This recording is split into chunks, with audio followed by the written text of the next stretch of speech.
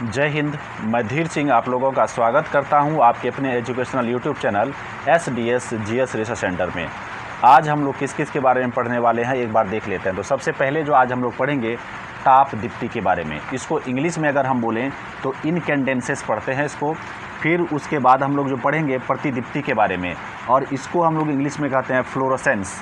और तीसरा जो पढ़ेंगे वो किरचॉफ का नियम के बारे में पढ़ेंगे। और चौथा जो पढ़ेंगे वो स्टीफन का नियम के बारे में पढ़ेंगे, यानी कि स्टीफन्स का लॉ पढ़ेंगे। तो आइए स्टार्ट करते हैं हम लोग सबसे पहले ताप दीप्ति पदार्थ। जैसे मान के चलिए कि हमारे पास में ये एक वस्तु है, इसको क्या किया हमने, ताप दिया। तो ताप देने के बाद ये क्या किया, ताप को अवशोषित किया। अवशोषित करने के बाद ये क्या करेगा, उस ताप को परावर्तित कर देगा किस में, तो प्रकाश में, और फिर उस प्रकाश को क्या कर देगी, निकाल देगा। जैसे कि मान के चलिए यहाँ पर ये एक वस्तु है, ये एक वस्तु है। इस वस्तु को क्या किया हमने, ताप दिया। ताप देने के बाद ये क्या किया, ये ताप नीचे से मान के चलिए यहाँ से इसको ताप दिया। तो ताप देने के बाद ये क्या हुआ, ऊष्मा का अवशोषण कर लिया। ये वाला जो पदार्थ था ये क्या किया, ऊष्मा का अवशोषण कर लिया। अब यहाँ पर अंदर में क्या किया इन्होंने, उस ताप को किस में परावर्तित कर दिया, तो प्रकाश में परावर्तित कर दिया। और उस प्रकाश को क्या किया, तो ये चारों तरफ उस प्रकाश को क्या कर देता है, तो निकाल देता है। क्या कर देता है उसको, तो निकाल देता है अपने में से। तो सबसे पहले इस वस्तु को क्या किया, ताप दिया। ताप देने के बाद ये वाला वस्तु जो था, इस वस्तु के अंदर में एक फैक्ट्री लगा था। हालांकि यहाँ पर फैक्ट्री लगा हुआ नहीं रहता है, लेकिन यहाँ पर मैं उदाहरण देके समझाने का प्रयास कर रहा हूँ। यहाँ से मैंने ताप दिया। ताप देने के बाद क्या हुआ कि इसके अंदर में फैक्ट्री लगा हुआ था। उस फैक्ट्री ने क्या किया, उस ताप को अवशोषित किया, एब्जॉर्ब किया। अब फिर उसके बाद उसको किस चीज़ में कन्वर्ट कर दिया, तो प्रकाश में कन्वर्ट कर दिया। और उसके बाद उस प्रकाश को क्या कर दिया, तो बाहर निकाल दिया। तो ऐसा जो है हर वस्तु के साथ में नहीं होता है, कुछ ही वस्तु ऐसा होता है जिसमें कि इस प्रकार का घटना होती है, यानी कि ताप देने पर वो उसको क्या करती है, तो प्रकाश में बदल देती है। तो इस वाले पदार्थ को क्या कहेंगे, तो इस वाले पदार्थ को कहेंगे हम लोग क्या, तो ताप दीप्ति पदार्थ कहेंगे। क्या कहेंगे, तो इसको हम लोग जो कहेंगे वो ताप दीप्ति पदार्थ कहेंगे। और इस घटना को, जिस घटना में कि ताप प्रकाश में परिवर्तित हुआ, इस घटना को हम लोग ताप दीप्ति कहेंगे। ताप दीप्ति घटना भी बोल सकते हैं। अब ताप दीप्ति पदार्थ का हम लोग कुछ उदाहरण देख लेते हैं कि क्या होता है ताप दीप्ति पदार्थ का उदाहरण। इसका उदाहरण में अगर लें तो सबसे पहले हम लोग लेते हैं सूर्य को। सबसे पहले जो हमारा सूर्य है यानी कि सन है, सूर्य क्या है, यानी कि ये जो सूर्य है ये क्या है, ताप दीप्ति पदार्थ है, यानी कि इनकैंडेंसेस है ये। आखिर क्यों, जैसे देखिए सूर्य जो है, सूर्य का ताप बहुत ज़्यादा अधिक है, तो उस ताप के ही कारण हम लोगों तक क्या होता है, वो प्रकाश दे पाता है। अगर उसमें ताप नहीं रहता तो वो हम लोगों को प्रकाश नहीं देता। क्यों नहीं देता, क्योंकि ताप ही नहीं रहता। तो ताप रहने के कारण वो ताप को ही परिवर्तित करता है कि इसमें प्रकाश में, और वही प्रकाश हमारे पृथ्वी तक आता है। तो इसलिए सूर्य क्या हो गया, ताप दीप्ति पदार्थ हो गया। अब उसके बाद जैसे लेते हैं, या इसको पदार्थ नहीं बोलेंगे, ताप दीप्ति पिंड, क्योंकि ये बहुत बड़ा होता है सूर्य। अब जैसे कि ले लें अगर हम लोग बिजली का जो बल्ब होता है, तो वो बल्ब भी हमारा हो जाएगा ताप दीप्ति पदार्थ हो जाएगा। क्यों, अब देखिए बल्ब में हम लोग क्या करते हैं, लाइट, ये इलेक्ट्रिसिटी जाता है, तो बल्ब में जो फिलामेंट लगा रहता है ना, तो वो फिलामेंट गर्म होता है, यानी कि उसको ताप मिल रहा है। और वहाँ पर फिलामेंट क्या हो जाता है, गर्म हो जाता है। और फिलामेंट गर्म हो जाने के कारण ही वो क्या होता है, उस ताप को किस में बदल पाता है, तो वो प्रकाश में बदल पाता है, जिसके कारण हम लोगों को प्रकाश मिल पाता है। तो इस प्रकार से ये जो बल्ब है, ये बल्ब क्या है, ताप दीप्ति पदार्थ है। अब हम लोग प्रतिदीप्ति के बारे में जानेंगे, यानी कि फ्लोरोसेंस के बारे में जानेंगे कि ये प्रतिदीप्ति क्या होता है। देखिए जैसे मान के चलिए ये क्या है, एक वस्तु है, ठीक है, ये क्या है, एक वस्तु है। इस पर क्या हुआ, सूर्य का पराबैंगनी किरण पड़ा। क्या पड़ा, तो सूर्य का पराबैंगनी किरण पड़ा। अब देखिए ये जो सूर्य का जो पराबैंगनी किरण है, क्या, तो पराबैंगनी किरण, तो इस पराबैंगनी किरण में क्या है, तो फोटोन है। क्या है, तो फोटोन है। इस पराबैंगनी किरण में क्या है, तो फोटोन है। अब सबसे पहले हम लोग इस फोटोन के बारे में जान लेते हैं, फिर उसके बाद हम लोग समझेंगे प्रतिदीप्ति क्या होता है। अब देखिए ये जो फोटोन है ना, ये फोटोन प्रकाश का जो मूलभूत कण होता है वही ये मूलभूत कण है। मूलभूत कण का मतलब क्या हुआ, यानी कि प्रकाश जो है जो सबसे छोटे कण से मिलकर बना होता है उसी को बोला जाता है मूलभूत कण। यानी कि फोटोन क्या है, प्रकाश का सबसे छोटा कण है। इसी छोटे कण से कौन बना है, तो प्रकाश बना है। अब देखिए ये जो फोटोन होता है इसका दो गुण होता है। क्या होता है, दो गुण होता है। तो सबसे पहला गुण क्या होता है, इसके पास में पहला जो गुण होता है वो होता है तरंग का गुण होता है। तरंग जिसको कि हम लोग इंग्लिश में क्या कहते हैं, तो वेव। तो एक सबसे पहले तो क्या हो गया, इसमें तरंग का गुण हुआ। और दूसरा जो गुण होता है वह होता है कण का गुण। कण मतलब पार्टिकल का गुण होगा। इसमें किसका गुण होगा, तो पार्टिकल का गुण होगा। अब ये तरंग क्या है, अब तरंग के बारे में आप ऐसे जान लीजिए कि आप एक छोटा सा पत्थर को उठाइए, तालाब में उस पत्थर को फेंक दीजिए, तो फेंक देने के बाद देखिएगा पानी बिल्कुल ऐसे ऐसे करके चलता है ना, ऐसे ऐसे करके चलेगा। तो एक्चुअली में वहाँ पर जो क्या सिर्फ पानी चल रही है, नहीं, बल्कि वहाँ पर एक ऊर्जा चल रही है जो तरंग के रूप में वहाँ पर चल रही है। तो इसलिए जो है ये जो फोटोन है, ये फोटोन कभी तरंग के रूप में ऐसे ऐसे करके चलेगा, कहने का मतलब ऐसे ऐसे करके चलेगा, कभी ये इस तरीके से चलेगा, तो कभी कण के रूप में चलेगा। देख लीजिए ये कण के रूप में चलेगा। तो यही होता है फोटोन। तो मैं फिर से बोल देता हूँ कि ये जो फोटोन है इसके पास में दो गुण होता है। एक, कभी ये तरंग के रूप में चलेगी, तो किस रूप में, तो इस रूप में चलेगी। तो कभी ये क्या करेगी, कण के रूप में चलेगी। कण के रूप में कैसे, ऐसे चलेगी, कण के रूप में ऐसे चलेगी। ठीक है, तो इसलिए ये जो फोटोन है इसके पास में दो गुण होता है। अब देखिए हम लोग क्या जान रहे थे, ये जो पराबैंगनी किरण है जब इस वस्तु पर गिरता है, क्या, तो जब इस वस्तु पर क्या होता है, फॉल होता है, तो मतलब फोटोन यहाँ पर फॉल होता है। ये फोटोन का फॉल होने के कारण ये जो पदार्थ है, ये पदार्थ क्या हो जाता है, तो उत्तेजित हो जाता है। देखिए ये जो पदार्थ है ये क्या हो जाता है, तो उत्तेजित हो जाता है। एक्चुअली में देखिए ये जो फोटोन जब पड़ता है ना, तो ये फोटोन क्या करता है, इस पदार्थ में जो कण होता है इसके कण को, यानी कि इसके अंदर में जो पार्टिकल रहता है उस पार्टिकल को ही उत्तेजित कर देता है। जब उस पार्टिकल को उत्तेजित कर दिया तो ये वाला जो पदार्थ है वो उत्तेजित होगा ही। जैसे कि देखिए जब कोई आदमी क्या होता है, उत्तेजित होता है, मतलब गुस्सा होता है, तब वो क्या करता है, इधर से उधर दौड़ता है। तो सेम यहाँ पर इसके अंदर में क्या हुआ, ये जो कण था इस फोटोन के पड़ने के कारण, या तो बोल लीजिए पराबैंगनी किरण के पड़ने के कारण इसके अंदर का जो पदार्थ था वो उत्तेजित हो गया। तो पदार्थ उत्तेजित, ये कण उत्तेजित हुआ तो मतलब ये पदार्थ उत्तेजित हो गया। तो उत्तेजित जब हुआ तो क्या हर हमेशा उत्तेजित ही होगा। जब एक आदमी गुस्सा होता है तो क्या वो हर हमेशा गुस्सा ही रह जाता है, क्या नहीं, वो अपने गुस्सा को क्या करता है, एकदम सांस लेता है नॉर्मली से, फिर उसके बाद उस सांस को छोड़ता है। तो इससे क्या होता है, उसका गुस्सा कम होता है।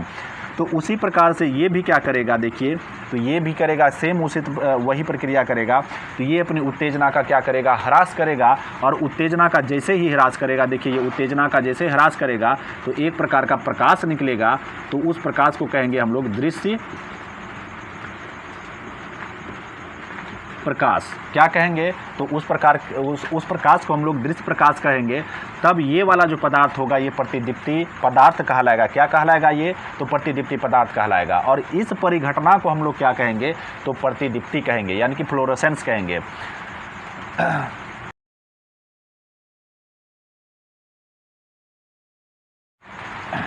तो अब हम लोग किरचॉफ का नियम के बारे में जान लेते हैं, यानी कि किरचॉफ्स लॉ।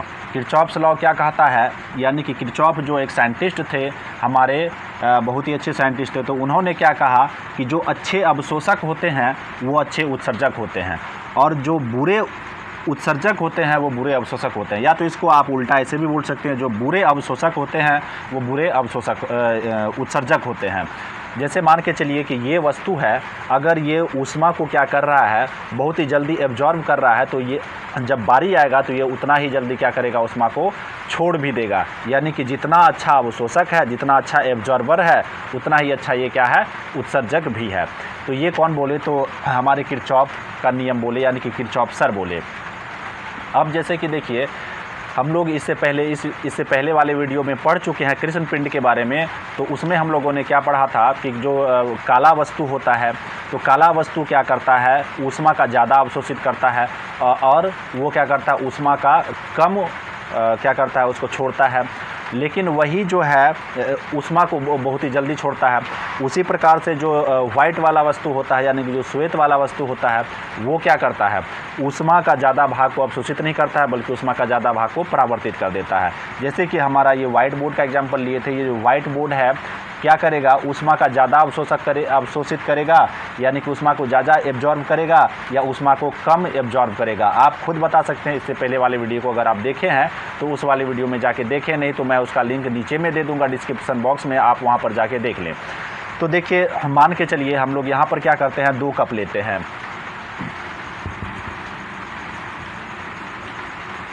जैसे यहाँ पर हम लोग क्या किए, 1 कप ये लिए, 1 कप ये लिए और 1 कप ये लिए। सपोज करना है ये वाला जो कप है, ये वाला कप क्या है, तो वाइट है और चमकीला है, यानी कि ब्राइट है। लीजिए, चमकीला है, ये क्या है, वाइट है और ये चमकीला है। और ये वाला जो है क्या है, काला है और खुरदरा है। क्या, तो काला और खुरदरा है। और इसमें क्या है, 1 कप चाय इसमें भर दिया और फिर 1 कप चाय इसमें भर दिया। क्या आप बता सकते हैं कि सबसे पहले किस कप का चाय ठंडा होगा? ये जो है वाइट वाला है और चमकीला है, मतलब इसका ये वाला जो परत है वो क्या है, चमकीला है। और ये जो है काला है और इसका परत क्या है, खुरदरा है। तो आप बता सकते हैं कि सबसे पहले चाय किसका ठंडा होगा।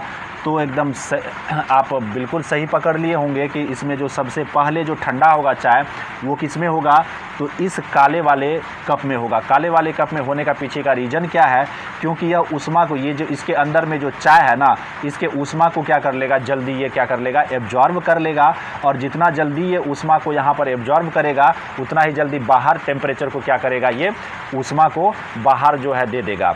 लेकिन ये जो है सफ़ेद है, ये बहुत धीरे धीरे ऊष्मा को क्या करेगा, खींचेगा, यानी कि अपने में एब्जॉर्ब करेगा। तो बहुत धीरे धीरे जब ऊष्मा को एब्जॉर्ब करेगा तो बहुत धीरे धीरे हमारे वातावरण में उसको छोड़ेगा। इसलिए इस कप का चाय जो होगा वो जल्दी ठंडा नहीं होगा, इस कप का चाय जल्दी ठंडा हो जाएगा। अब मान के चलिए यहाँ पर चाय को हटा के हम लोग क्या करते हैं, ये वाला वाइट कप है और ये चमकीला है, ये काला तो है, खुरदरा है। अब यहाँ पर क्या कि इस चाय को हटा के हमने इसमें पानी भर दिया और बर्फ़ भर दिया। क्या भर दिया, तो पानी भर दिया और बर्फ़ भर दिया। जैसे यहाँ पर पानी दे के 4-5 टुकड़ा बर्फ़ का छोटा छोटा टुकड़ा क्या कर दिया, इसमें गिरा दिया। तो आप और इसको हम लोग क्या कर दिए, धूप में रख दिए। तो क्या आप बता सकते हैं कि सबसे पहले कौन सा पानी गर्म होगा, कौन सा पानी सबसे पहले गर्म होगा? तो जाहिर सी बात है कि इस वाले कप का पानी जो है जल्दी गर्म होगा इसके कंपैरिजन में। क्यों? क्योंकि ये वाला कप जो है, इसका ऊपर वाला जो सतह है काला है और साथ में खुरदरा भी है। जो काला और खुरदरा होता है वो क्या करता है, ऊष्मा को बहुत ही जल्दी अपने में एब्जॉर्ब कर लेता है। इसलिए ये अपने में क्या करेगा, ऊष्मा को बहुत जल्दी एब्जॉर्ब कर लेगा, हीट को बहुत जल्दी एब्जॉर्ब कर लेगा। और इसके अंदर वाला जो पानी होगा वो जल्दी गर्म होगा इसके कंपैरिजन में। अब ये वाला वाइट ठहरा बेचारा, ये तो क्या करेगा, ऊष्मा को यानी कि हीट को जल्दी एब्जॉर्ब नहीं करेगा, जिस वजह से ये पीछे से गर्म होगा, ये पहले गर्म हो जाएगा।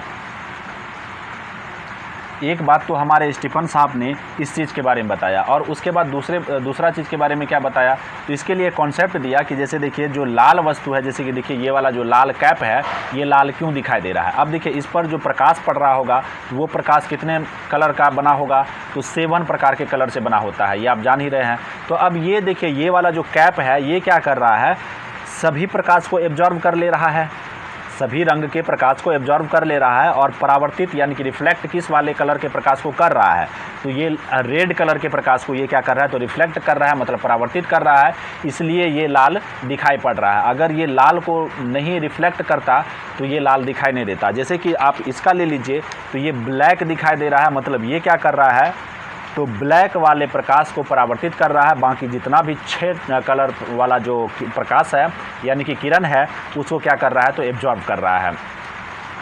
तो हमारे किरचॉफ साहब क्या कहे कि अगर मान के चलिए कोई लाल वाला पिंड है, क्या है, कोई लाल वाला पिंड है,